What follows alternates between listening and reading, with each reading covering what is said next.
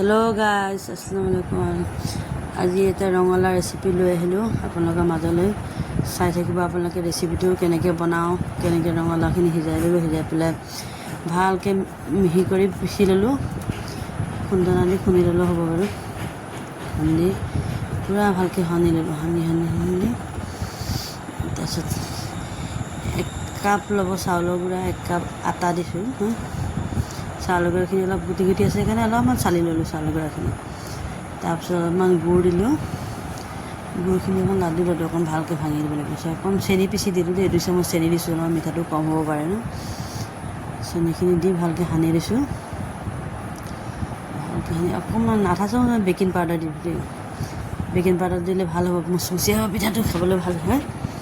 মই বনোৱা নাই কিন্তু দেই ৰঙালাও পিঠা, যিহে বনাইছোঁ প্ৰথমবাৰ। আপোনালোকে বনাই চাব কেনেকুৱা হয়, বনালে গম পাব, খাই চাব কি ভাল লাগে বেয়া লাগে কেনেকুৱা হয়। ভালকৈ মিশ্ৰণখিনি মিলাই ল'লোঁ একদম গোটেই। অকণমান পানী দিলে, পানী বেছি নহয়, একদম আধা কাপ মানে পানী দিছোঁ দেই, বেছি পানী নহয়।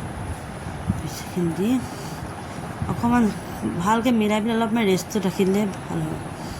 তাৰপিছত কেৰাহীখন পাতি তাত দি দিলোঁ দেই। পিঠাকেইটা কি ধুনীয়াকৈ ফুলি ফুলি উঠিছে, দেখিলেই ভাল লাগে। দেখিছেনে বাৰু?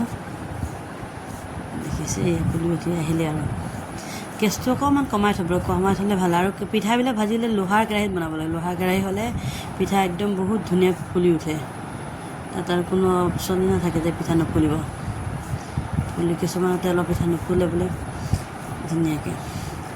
ৰঙালাও পিঠা যদি কোনোবাই বনাই খোৱা নাই, বনাই চাব, খাব। টেষ্টি বহুত ভাল দিছে খাবলৈ। লাইক, কমেণ্ট, শ্বেয়াৰ কৰিব ভিডিঅ'টো। Bye bye.